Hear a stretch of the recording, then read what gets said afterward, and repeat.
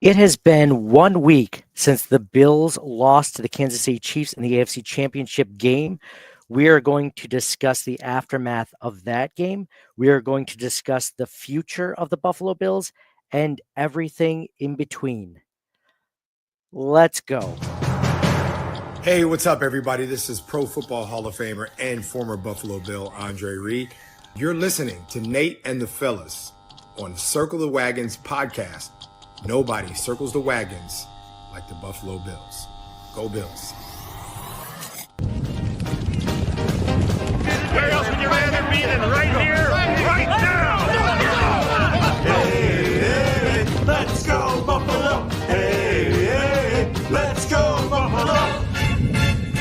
The Bills make me wanna shout. Hey, Bills Mafia, what is going on? Welcome to another episode of Circling the Wagons, a Buffalo fan base podcast. I am your host, Nate, guys. Thank you so much for joining us. I'm with my co-host, John, and we didn't record last week. We were watching that game, stayed up late, and after that disappointing loss at the hands of the Kansas City Chiefs and the refs, we decided not to record. And honestly, I wasn't sure if we were going to record tonight because of everything going on. But you know what? It's been a week to kind of mull it over, go over the 5 stages of grief, or at least 2 to 3 of them before we talked, and want to get a chance to give our thoughts on that. I know I've posted a little bit on social media. Folks have reached out over DMs or other tweets and said, hey, how are you guys doing? How you're holding up? I have not responded to hardly anyone on purpose because I don't know. Just kind of a weird spot to be in as a Bills fan. I know I have to get over it. I know I have to move on, but there's a part of me that's still angry, still frustrated, not just at the officiating, at a lot of different facets of how that game played out by the Buffalo Bills, including everything we're going to go into, and then also looking toward the future as far as, what did that game teach us? What did this whole season teach us in 2024, the postseason, the regular season? Where do we see the biggest needs on the Buffalo Bills, whether it's a tangible thing like a pass rusher or safety, or whether it's something like better coaching in this area? We're going to go over all of those things, and obviously want to open this up to you guys too, the watchers, the listeners, the live streamers, as far as what you think the Buffalo Bills need to get to the next level, what they're missing, and what they can get to. But first, I'm joined by my co-host, John. John, it's been a minute. A lot has happened since we last talked. None of it really good. None of it good at all, really. Very few things. But how are you feeling emotionally as a Bills fan? Are you over it? Are you still under it? Are you still in the midst of, where are the five different stages of grief are you right now?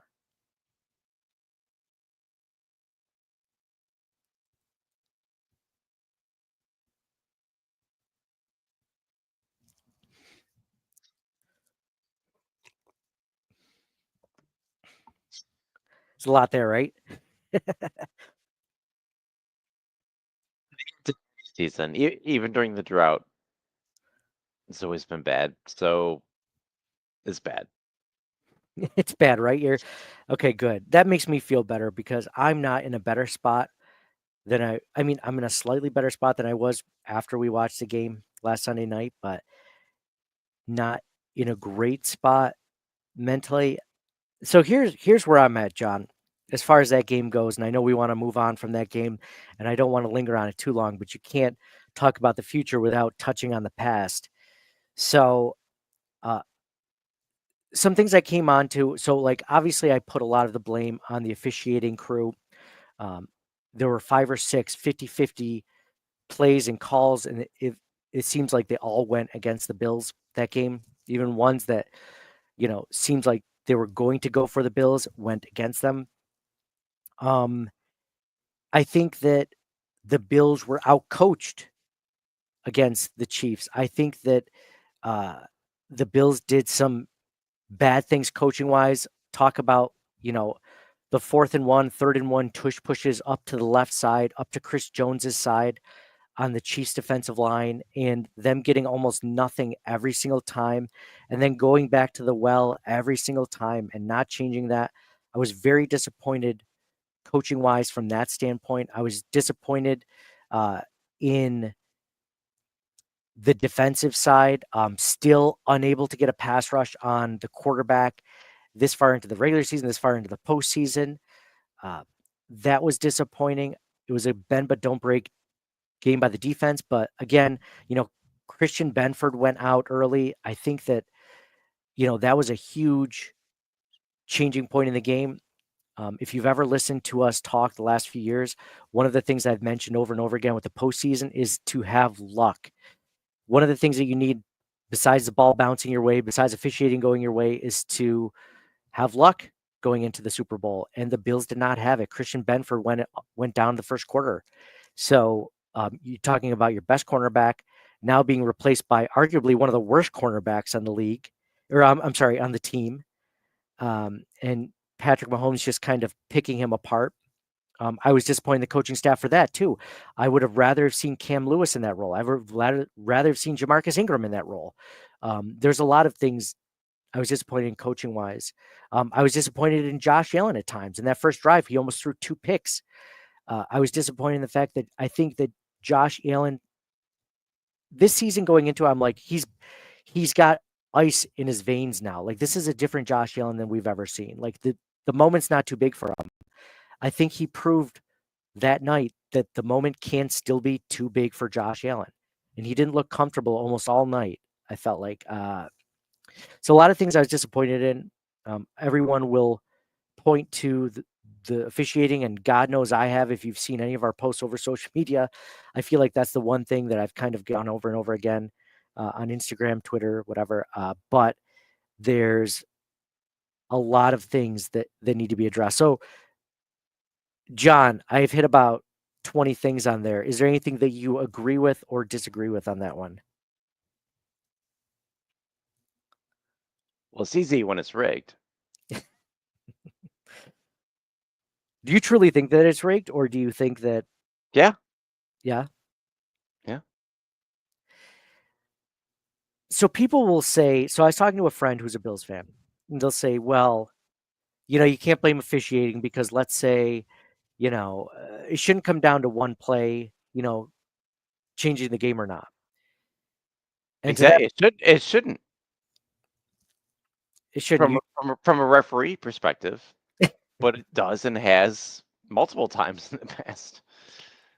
Well, that's the thing. It's like on games against really good teams, really well-coached teams, really talented teams, sometimes it only takes one play, one way or the other for either team, right? Think about the Bills game against the Ravens. Always against Buffalo. Well, actually, I'll give you the Ravens because the Ravens lost the way the Bills usually lose. Yeah, with that Trey White one, right? Is that the one you're thinking, that pass interference at the end of the just in first general? Half?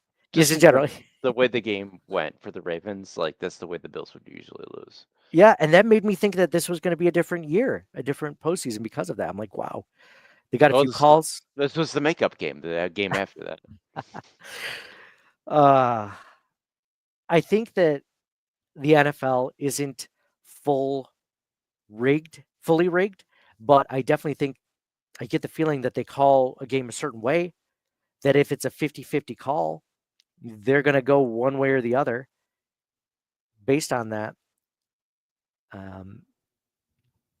I've kind of grown jaded to the whole NFL script because if you talk to us, John, if we were discussing this game beforehand and we were previewing it like the day before and we said, and I told you, hey, if officiating could be a problem for the Bills, don't you think?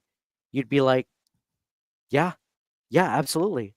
I think there's a possibility that the refs don't want the Bills to win it. What do you think? Yeah. You would agree with me. You wouldn't be like, no, they won't do that, Nate. It was almost like it played right into our fears as Bills fans and how we figured this game might go. Yeah, the NFL is like, oh, they're expecting it anyway, so we may as well just keep going with this. It's so funny because they could lose all of Bills Mafia. There could be nobody from the, and I know we haven't gotten into this, John. I'm not going to watch the Super Bowl this year. This would be the first Super Bowl I think I've never watched because I don't care how it ends. I'm just like, I feel like I know what's going to happen. I feel like it's going to be a close game. There's going to be a penalty call or something happen at the end of the game where the Chiefs just barely win it, and Travis Kelce is going to propose to Taylor Swift, and they're just going to it's just going to walk off as the greatest Super Bowl ever for a three-peat and everything, and everyone, the refs or the NFL, the board, Roger Goodell, they're all going to be, stroking themselves, thinking that this was the best game plan ever, and they're going to turn off a lot of fans, and I think they're turning us off. Uh, they they don't want this, and it's disappointing to see that, and I think that that's kind of coming true to the point where they're thinking about putting in technology into the balls now to fix the way that that's a one good thing about social media, man, is sometimes I'm like, I'm the only one that sees this, right? Like maybe it's only me. Maybe it's not just maybe it's just in my head as a Bills fan. And then when you see all these other national media outlets, Barstool Sports, I know that's not national media like ESPN, but like Barstool Sports, who doesn't have a skin in the game, all these other things, Dan Orlovsky, all these, and they're just like, yeah, this is a terrible call. Like, I can't believe the NFL is getting away with it. And I'm just like, yes, okay, thank you. It validates you as a Bills fan. It's not just me. Like, I'm not going crazy here. I'm not just a jaded Bills fan. Like, other people are seeing it the way that I'm seeing it. So one of the things that they've talked about doing is adding, some sort of sensor into the ball to be able to see, ball markings better on the field. And to me, I'm like, I've been saying this on the podcast for a few years now because I used to follow tennis at least, and there's easily ball markers for like exactly where the ball, smashes down on the ground, not just where it touches the ground, but like where it smashes down. So you get the oblong mark of where it touches. Is it on the line? Is it over the line? Is it in the line? And the Bills or the NFL doesn't have that. And to me, I'm like, why would they want that? Why would they want better technology? Because all these 50-50 calls, if they do that, then they have to follow a scientific way of calling the game. Why would you do that? You look at that 1/4 and 1 where Allen should have had it. The far judge is walking like up, he's got it, and he sees the near judge. He's like, oh well, yeah, we're doing this now. Okay, yeah, it was all right. We'll just walk over to where that to be even Yeah. with him. Like so obvious. Well, it was obvious, just absolutely everything you said. And then also like the spot before that, Dalton Kincaid had the first down. And there was a guy, I think his name is Robert Fulton on Instagram, and they posted on Twitter and everything like that, showed like 6 different instances of the Bills getting the first down and the ref saying that they were a yard short. Like 6 different instances, right? I don't know And why they don't just have an overhead view of some of these close yard, because that would for sure tell them. Instead, they have all these weird angles and shit like they're looking at after the fact. But I don't know. yeah, I saw something funny on Instagram. Someone said that the worst throw that Josh Allen had, the worst pass he had all game, was in that 4th and 1 play where he had the ball, and instead of giving it to the ref at the top of the screen that called it a first down, he gave it to the bottom ref at the bottom of the screen that said he was short. And they're like, if he had given the ball to that guy, maybe the Bills would have gotten the first down. I thought that was interesting.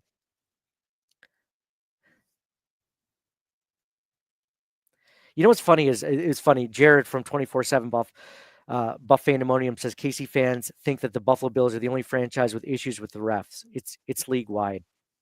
And if you notice, like anyone that ever defends the Chiefs in any way of that game, they're only Chiefs fans for the most part. Maybe RG3 because he hates the Bills, but like there's very few other people defending the Chiefs and defending that game. I think everyone's sick of it. And you don't plan on watching the Super Bowl, do you? Yeah, I think I can play video games. I'm going to get some sleep that night. It's going to be a great night for me. I might pay attention to see who won, but I don't care anymore. Like I used to go in thinking like I would go in and hate watch the Chiefs, right? Or the Patriots or whoever I didn't want to win, right? Because otherwise you don't really necessarily root for one. I used to root for Peyton Manning back in the day just because I liked him a lot, but otherwise I just usually hate watch the team I don't want to win. And this year I don't even care. I don't even care if the Chiefs get a three-peat. Like good for them, I guess. What's worse, the Patriots and the whole cheating thing, or the Chiefs and the whole rigged thing? Yeah. Um,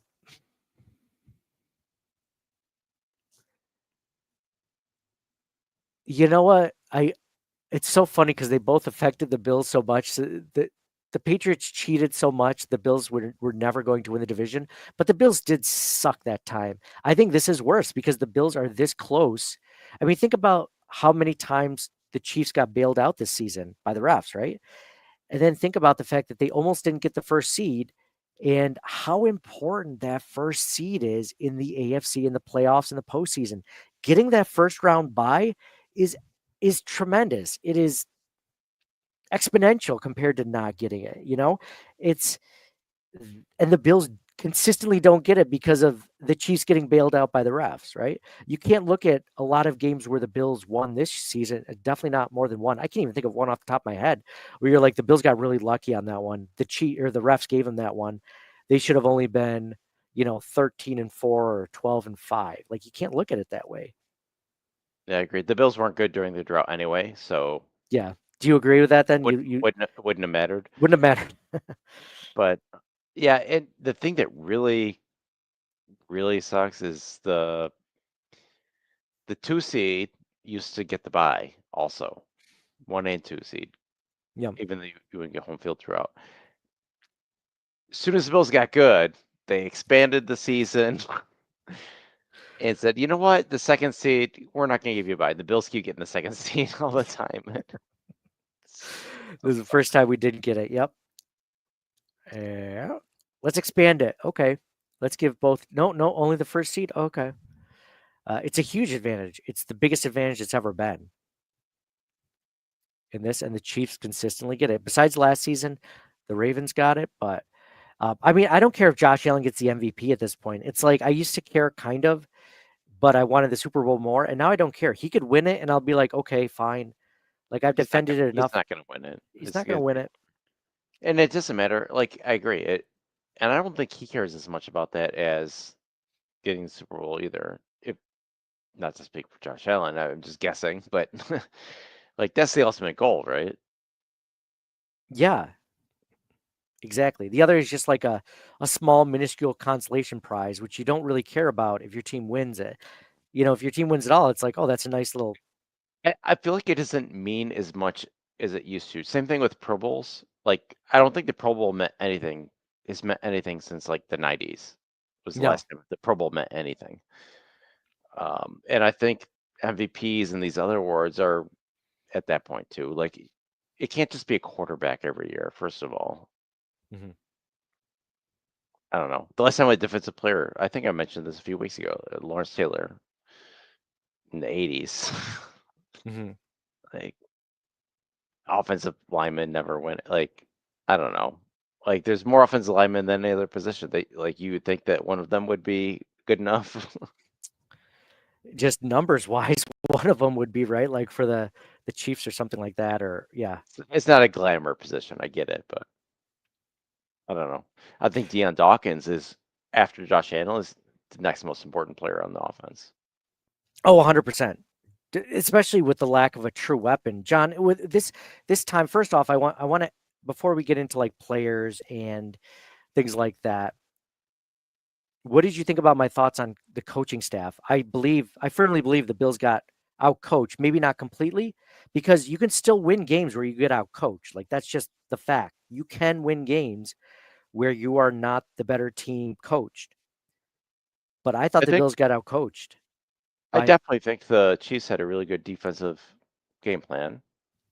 I Josh think Allen didn't look comfortable all night, did he? I didn't think I so. think I think the Bills had, like, when they started to settle down and start running the ball, they did well.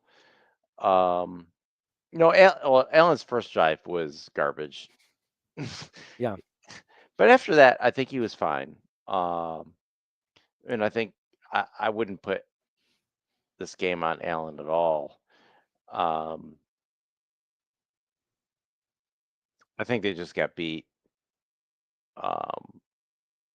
And the refs were didn't help. Like, Yeah, but the thing is, what's funny is like you could still get beat. It's a close enough game where you can still win it, right? Like you can still make it out of there in one piece and win the game. Like that's just the way it is. So as much as you don't want, as much as the Bills got out coached per se, let's say on the defensive side of the ball, um, they could have still won that game because they won the game before. I would argue that they, besides those turnovers against Baltimore, they didn't play the better game, but that's what mattered, right? So the Bills didn't. The Bills might have been outcoached by the Chiefs, but they had a turnover go in their favor. They didn't cause a turn, or they didn't create a turnover for the other team. Benford got hurt. Benford got hurt. You want to talk about all the things that went against them, coaching wise. The Benford injury. That was huge. That was huge leading up to the game because he was injured the week before, and you know, I I was really nervous if he wasn't going to play. It's like, oh, Benford's in, he's going to be great, and then he got hurt, and like, oh, not good. Terrible. And Kaiir even Elam. even Romo, like every single play, oh, they're good. Oh, Kaiir Elam again. Yeah, let's not give him any help either, by the way. Like, we know it's going to go to Kaiir. Did you see that one play where he just fell down at the beginning of the route and just this guy was wide open? Hollywood Brown, I think that was his play. It's just like it's a frustrating as a Bills fan to watch that. And I used to defend Kaiir Elam, like he's not that bad. And then after this past season, I'm like, wow, he's still not that good. Like that's a first round pick. In games like this, John, especially when they lose, you start to kind of look over the roster and things that you let slide for a while, all of a sudden start to kind of peek around the corner and be like, hey, this is Von Miller. He's made $47 million in Buffalo and he's had 14 sacks, in 3 seasons. Like, hey, like what a terrible signing that was. You Well, look at Kaiir Elam, you're like, what a he was terrible draft pick that was. well, the Von Miller thing. He was playing really well for Buffalo, and then he got hurt.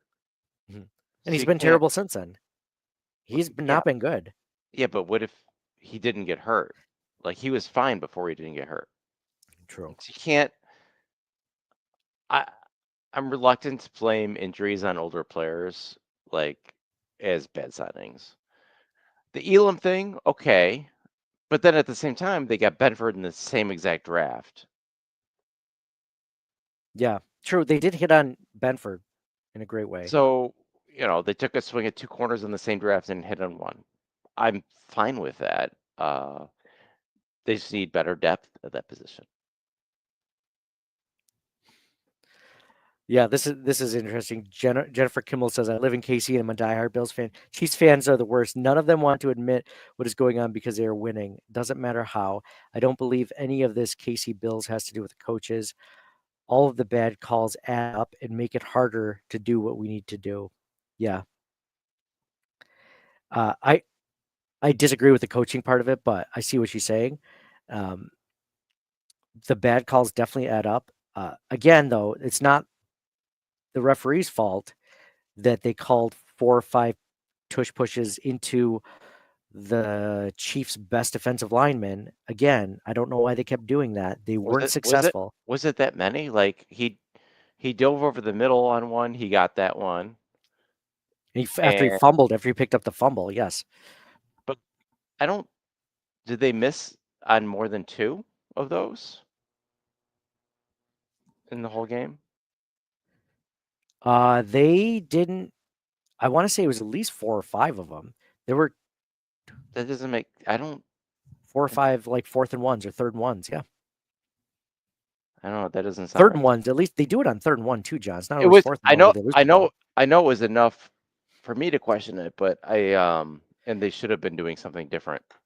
But There I was at don't least one think by the goal line that I they think it's didn't over exaggerated on the number that they actually missed on. People are like, "Oh, they missed on 16 of them." Like, no, it's not No. that many.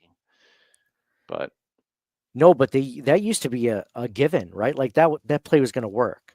it was their best play of the year. Let's play of the year. It didn't work against the Ravens, and it didn't work against the Chiefs, and they kept doing it over and over again as if the Chiefs were well coached.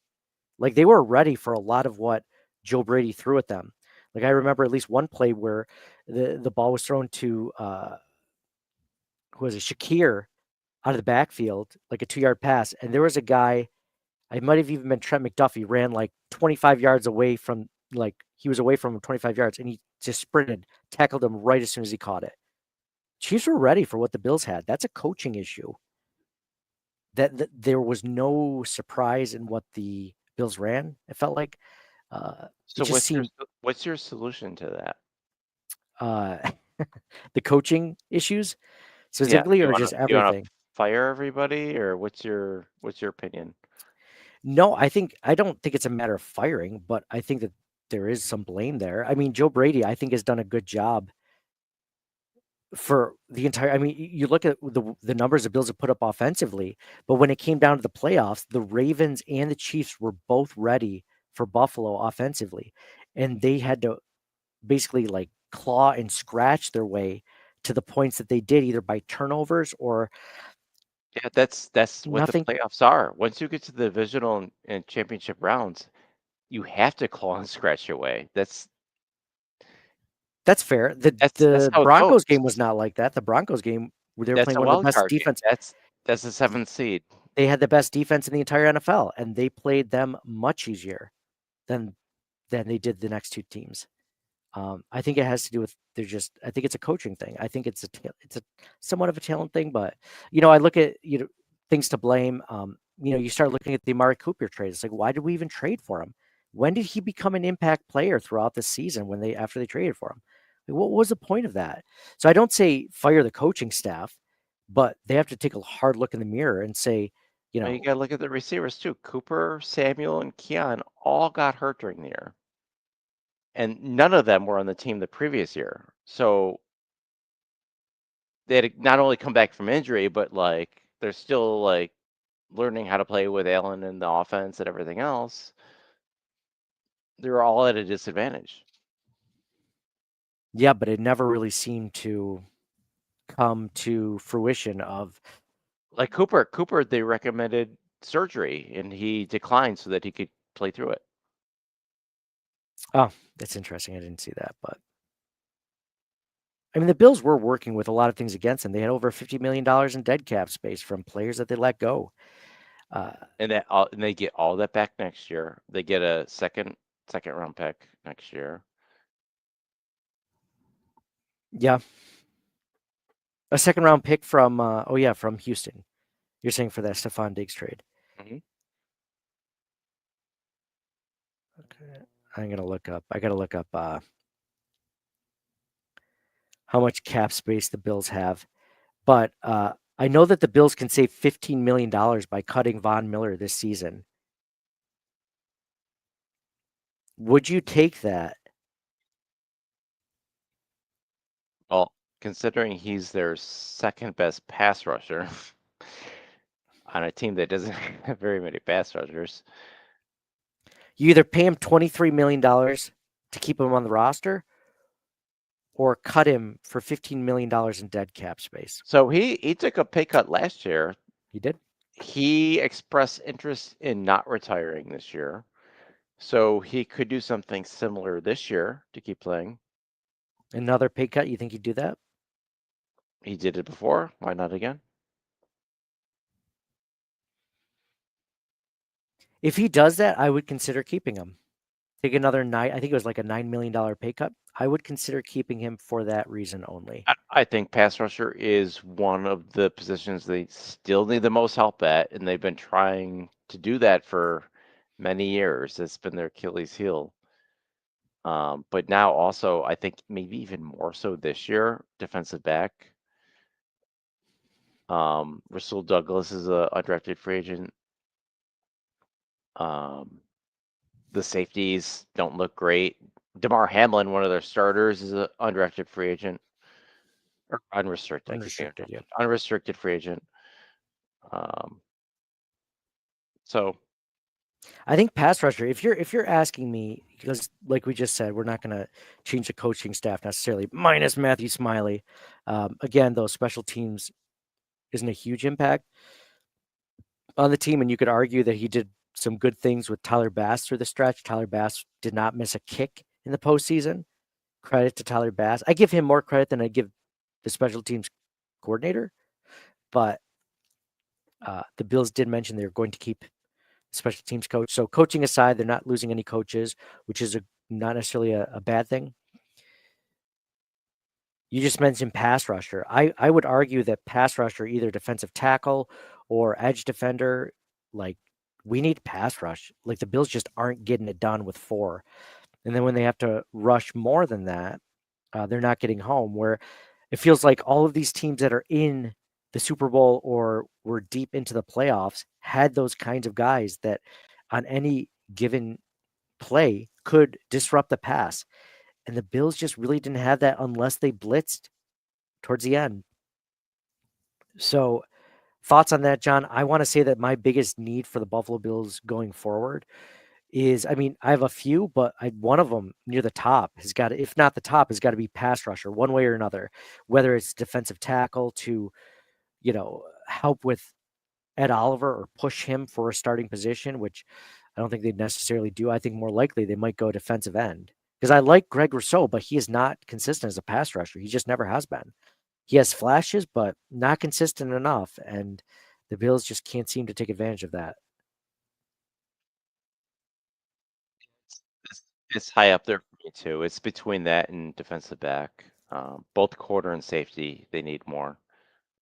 And they're offensively, they're probably gonna still add a receiver somehow. But in general, the offense seems. I mean, Gilliam's a free agent, Ty Johnson, but they still got Frank Gore. They're probably gonna add a receiver somehow. That's probably like my third after the defensive backfield mess and the getting a pass rusher. I guess maybe fourth if you count corner and safety is 2 separate things, whichever I think I'm going to on this. So corner for me. So real quick, between corner and safety, what's your bigger of the two? Bigger like need of the two, or do you see them both the same? Safety. They have 3 right now. They have Rapp, Bishop, and Lewis. So my opinion on that is Bishop, I think, is promising at safety. The Bills don't really have anything promising at cornerback besides Benford. And if Rasul Douglas takes off, the Bills have a huge need at cornerback. Whereas I think the safety drop off isn't as bad, especially when you're going from DeMar Hamlin to Cole Bishop or DeMar Hamlin to Cam Lewis. I feel like the drop off isn't as bad. So here, this is interesting. John and Joey are. Joey said we need some big boys in the middle of the defensive line to stop the run. John is on the same thing. He says our first priority is one tech defensive tackle. We couldn't stop the run, and I agree with those.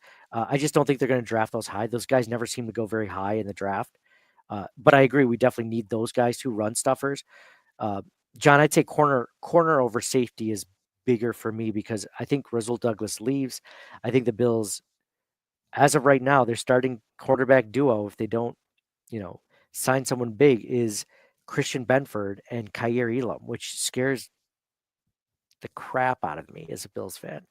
Whereas if you tell me, oh, Taylor Rapp and Cole Bishop are the starters of safety, I'm like, okay, well, that's not that bad. Really high. Yeah. They're I both would. high priorities. And then I think pass rusher is after that. I would say You think pass rushers after that? I put pass rusher at the top. I put Really? pass rusher at 2 and corner and safety are like 1A, 1B. Who let the Bills down more this season? Do you think it was their defensive backfield or the pass rush, or the run stopping? Before they got Bernard and Milano back. They lost a lot over the last couple of years. Like Poyer and Hyde, they were spoiled with that, right? And they had Trey White. Like those are 3 cornerstones on the defensive backfield that they have not come close to replacing. Mhm. The pass rush has been the same throughout. It's been awful the whole It's time. always been, well, it's been average. It's been the same. It's average, yeah. But like the corner and safety play has been a huge drop off losing those 3 players. Okay. I don't disagree with that. So you're saying help the pass rush by getting better defensive backs? They need both. Okay, that's fair. I agree. But you know what? There's it's funny because like going from the drought into the good years, like linebacker was always an issue, but linebacker seems to be one of the better defensive positions now. Yeah, yeah, yeah. It's interesting. I would put the next thing.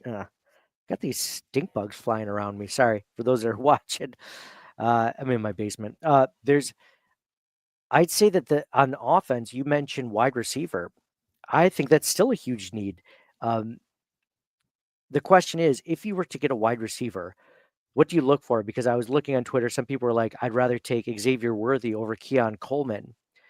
And the problem with the Bills this offseason, and you and I mentioned it after the draft, John, we were like, if there was a couple of things that I wish the Bills had done, one of the major things in the draft was that they didn't double dip and get another receiver because we wanted them to get at least one, if not two. We were hoping for two. So when people were saying I wanted Xavier Worthy over Keon Coleman, it's like, okay, that's great. Well, the Bills needed two things from their wide receivers. They needed size and they needed speed. So they got size with Keon Coleman. They did not get speed like they did with Xavier Worthy. I think the Bills absolutely need a burner on the offensive side of the ball. I think they have guys with some speed, but not blazing speed. You know what I mean? Like I think Khalil Shakir is pretty quick. Uh, Obviously, Ty Johnson when he's in the backfield. James Cook fast, but they need a guy that can just stretch the field. In a way that they really haven't had since what, John Brown maybe, or maybe Emmanuel Sanders in his 30s. Like the Bills just haven't had that guy. Stephon Diggs was never that guy. They need a good route runner, which I think Khalil Shakir is more along that ilk. But they also need guys that can get some separation. The Bills don't have separators at the wide receiver. I mean, if you look at the stats, look at the advanced stats, the Bills have some of the least amount of separation from their wide receivers. Imagine giving Josh Allen and Xavier Worthy because he didn't really take advantage of Keon Coleman's size this season. There were some flashes, but I don't know. That's kind of where I come out. I think speed takes over height at this point. What do you think? Well, I mean, you can't have everything. Like the biggest knock on the receivers the last several years was they couldn't catch. And then it's like, oh, let's get a big guy, and then it's like, oh, let's get a fast guy, but they got to they still got to catch, and they can't do everything. Like, so you got to pick and choose, and hopefully you hit. It will be very interesting to see what they do in free agency. The two free agents is Cooper and Hollins. Hollins led them in touchdown catches, and I think really surprised a lot of people. He was run blocking, he was catching, he was really good. Cooper, he got hurt. They spent a third-round pick on him. I don't know. I would think they were going to keep one of those two guys, but I don't know. And I think they might bring somebody else in. Samuel started to come in a little bit towards the end of the season too. Yeah, John brought that up. John Robert brought that up. He said Curtis Samuel is fast. He's 4.3. Yeah, he is fast when healthy. The only problem was he wasn't healthy as much this season, or they just couldn't get the chemistry down. I almost forgot Curtis Samuel was on the team, to be honest. Like there was probably 4 plays I remember him being a part of, and one of them was that botched trick play in Baltimore. So not a great season for Curtis Samuel, their big free agent signing. Again, not great chemistry there with Allen and Samuel. I'm not saying that's Samuel's fault. I'm not saying that's Allen's fault. I don't know. Yeah, and even Coleman. Coleman was looking really good earlier in there, and then he got hurt, and then you never heard from him again. So all these guys, you don't know if it's because of injury or what else, but Kincaid wasn't as involved as you might think he would have been. He has some drops throughout the year, not just in the game. Mm-hmm. Something that plagued Dawson Knox early in his career, he had some drops too. Yeah, that That's one of the reasons why they drafted Kincaid, though, because he wasn't dropping the ball. Like Exactly. same thing with Coleman, right? They're trying to draft guys who would not drop the ball, but Kincaid has had some. And it makes you obviously think of that last play where Josh Allen heaved one up on 4th down and Dalton Kincaid dropped it. And I don't necessarily blame him completely because it was a No, catchable ball, but it shouldn't have come down to that play anyway. But yeah, yeah. But you're right. I mean, that's why we drafted him, because he wasn't the fastest, because he wasn't the best separator, because he was going to catch the ball all the time. That was his thing. And he let us down. It was, and then I read something that he was playing through a torn PCL, right. this season. It's like, all the Bills just seem to freaking get banged up more. They went into this postseason. I'm like, oh, this is the healthiest they've been, except Josh is breaking his hand, and someone's got a torn Yeah, PCL, and someone else has got a broken rib or a forearm or whatever. Jesus, like it's the healthiest they've been of the guys who like will still play and like not tell you that they're like you don't know that they're hurt, but everybody's hurt at that time of the year. they are, except the Chiefs. The Chiefs are not hurt at that time. Yeah, John Roberts said Kincaid can't block. Yeah, yeah. Kincaid can't block. So what is his strength? Because his strength was supposed to be catching the ball, which I mean, we're talking about first round bust being Kyer Elam potentially, Von Miller not being a great signing, maybe Amari Cooper not being the best trade. Dalton Kincaid has not panned out for the Buffalo Bills in a way where you're looking at it and be like, I'm glad the Bills drafted him in the first round. I'm kind of still looking at that pick like, hey, I don't know if that was the best pick. In fact, at this point, I don't think it was the best pick. I think the Bills let other better receivers off the board that they could have taken at that point. Take Tank Dell, take Zay Flowers. I think Zay Flowers was still available at that point. I can't remember. Take Josh Downs. Like there's so many other wide receivers I would have taken at that point rather than Dalton Kincaid, and they just don't use him. They don't use him, and he doesn't make a big impact. So I gotta give those players to like 3 years though. okay. So this last season, Those, this next, yeah, yeah, I think it's too early to. yeah. I mean, look at Knox. Knox took like I was calling for his head really early in his career. It's Stonehands I was calling him, and he turned it around. He's playing good. He did. I think, and Joey Hatch kind of brings it up that he said that Dalton Kincaid, he was disappointed in his season. Kincaid was also disappointed with his season. He needs to build his body for an 18-game season. This is what Brandon Beane said. And I think part of the reason why Dalton Kincaid isn't getting as much of a look is that they like Dawson Knox that much more. I mean, they love Dawson Knox and what he can do, because if you think about it, maybe he does drop it a little bit more than Dalton Kincaid, but at least he can block. He's more of a force when he gets the ball in his hands. So why would they take him off the field for Dalton Kincaid? And I would think when they drafted Dalton Kincaid, I'm like, that's the end of Dawson Knox. He's not going to be here much longer. He has not gone anywhere, and nor should he, because at this point in his career, he's definitely the better tight end, in my opinion. I'm not saying he's a great tight end, but he's the better of the two. It's You good can that they have. It's good they have two, and I also like Quentin Morris, and even Zach Davidson. I like too. Like I think they got some good tight ends. So we're saying, okay, so defensive line, if you were to pick defensive tackle or defensive end, you'd go defensive end pass rusher, right? Yeah. I would still But take a defensive tackle. These guys, go ahead. no, my go. The defensive tackle, I agree with the people in the comments. Big run stuffing defensive tackle. I thought Daquan Jones was that guy, and he has been up until this season, not making a huge impact. Or I mean, he's like solid, but not as great as he was when he first got here. Of course, he was also often injured. So a big defensive tackle. Again, that's not a guy you necessarily take in the first round, but we need one. We need another guy, because Dwayne Carter is the backup for Ed Oliver, but he's not that run stuffing defensive tackle. The Bills have not spent any draft picks on defensive tackle. They spent one on defensive tackle since Ed Oliver, and that was Dwayne Carter. And they have not tried to ever, in the Bean era, get that huge run stuffing 300 40-pound defensive tackle that feels like almost every other team has, the one tech guy, right? So, and then we were also saying, so defensive end, defensive tackle, safety, you mentioned corner is a huge need. And then wide receiver. I think that sums it up because the Bills, Yeah. I mean, they should always draft, an offensive lineman and receiver every season, in my opinion. But I mean, this was the best offensive line the Bills have had, and I think that's one of the reasons why they had such good success running the ball and passing the ball at times.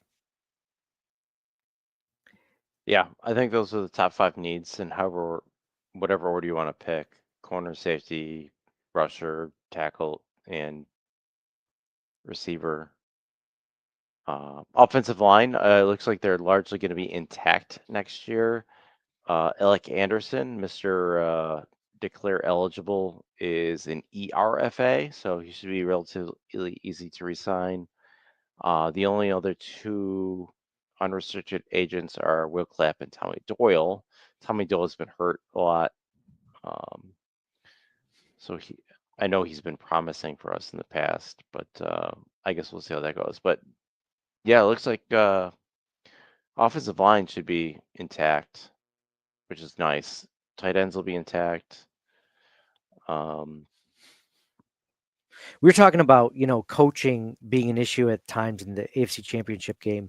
One area where I think the coaching has been absolutely huge, and if Josh Allen does win the MVP, this guy's going to be a major reason why, is Aaron Cromer.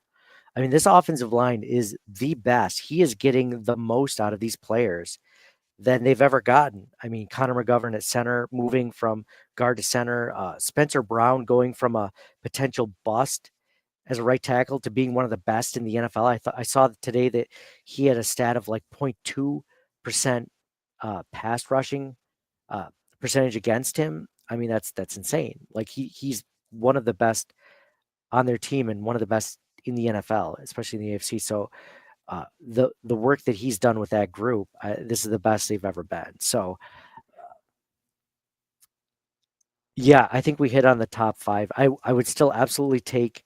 It sounds like for tackles between Vandemark and Tylen Grable, like they have good swing tackle depth for once, which is great to have.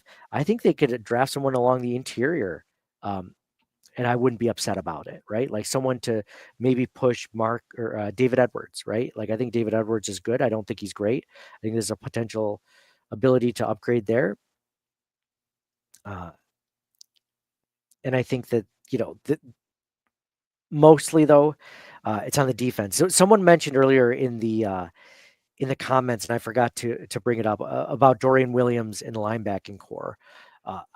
I think the Bills should draft another linebacker, but I like the linebackers that they have. I know Milano's getting older. I don't think they re-sign him after his current contract, which I believe he has 1 year left, maybe 2 years left. Terrell Bernard's going to get money soon. I believe the Bills do a better job at drafting linebackers than other positions, so I'm not so worried about that.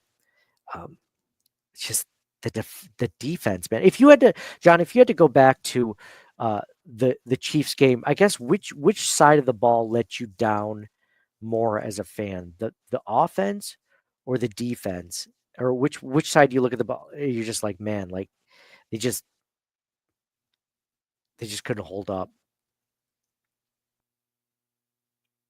I think it was the defense. I think they weren't tackling very well. They weren't fast enough. And then once Benford went down, Elam was just a liability and just didn't work out. Mm-hmm. I agree. The defense always seems to be letting down the Bills in the postseason. It feels like they're one of the main reasons why the Bills are always knocked out of the postseason. It feels like less of Josh Allen. I'm not saying Josh Allen played a perfect game, but he played a game good enough to win that game. But the defense, again, just letting him down. Yeah. So, John, anything else that you want to add for this episode? I know we hit on the game itself, the disappointment in it, the officiating, the coaching, the players. It kind of led into our discussion about where we see this team's, biggest needs going forward. Um, John Robert brings up a good point here. I would like to see Javon Solomon play more. In obvious pass rushing downs, I agree 100%. I think it should be at this point Greg Rousseau and Javon Solomon on the field, as opposed to, and I'm not saying Javon. I saw at least a couple of plays where he got burned, where it was a run play or something like that, or even a pass it rushing play. Just, he's not there yet. But then again, he's a rookie. But the upside there is tremendous. I really hope they take advantage of that. He was one of my favorite draft picks that the Bills picked. So, yeah, this is funny. Joey Hatch brought up, and a lot of other people are commenting. We were just reading this. Kansas City's only scored 30 points or more this year, and one of them was on us. So what's that say about our defense? You tell me. Well, then we kind of just hit on that. Bills defense is again letting the Bills down. And at least they were healthy going into this game. But then again, you get last year the Bills lost against the Chiefs in Buffalo, but they lost Terrell Bernard, they lost Christian Benford, they had a hobbled Rasul Douglas. I mean, there were so many reasons the Bills lost that game. They lost Tre'Davious White obviously early in the season. They didn't have Matt Milano. They were trotting out AJ Klein, and the Bills just can't seem to catch a freaking break when it comes to injuries in the postseason, man. And yeah, the Chiefs took advantage of it. Credit to them, man. Spagnuolo is a great defensive coordinator. Andy Reid is a great offensive play caller. They took advantage of the Bills both sides of the ball. So John, since we're not talking, we'll probably be a little while until we talk again. Maybe a few weeks until after the Super Bowl calms down and free agency starts to pick back up. But are there any parting thoughts on the season, on the Bills in general, on anything else? I think I'm depressed enough. Dude, I'm trying not to stay. I'm trying to keep a level head. I'm trying to keep my head above water.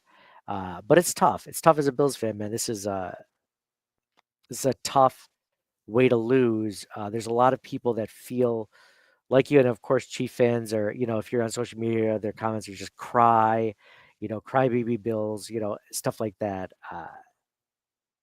And yeah, it's a weird, depressing time to be a Bills fan. I want to take this opportunity though, as a podcast. We've been recording almost every week since training camp, since before training camp, at least consistently every week. So we want to thank all of you guys for listening, all of you guys for tuning in this past season. This is our first season with Buffalo fan base. So it's been fun. It's been a blast. I appreciate everyone that's left us a review, left us a comment on Facebook, YouTube, Apple Podcasts, Spotify, that have taken the time to follow us on social media, whether it's Instagram, Twitter, Facebook, X, whatever you want to call it, TikTok, YouTube, whatever. Appreciate you guys following us, being a part of these broadcasts, being a part of the comments, subscribing, listening, downloading, following us. And yeah, the podcast would be nothing without you guys. We've been doing this. We're going into our 8th year now. Doing this. When we first started, there was only a few other fans doing a podcast. There really wasn't a ton of media personalities, honestly, doing it. Now every single one of them has one.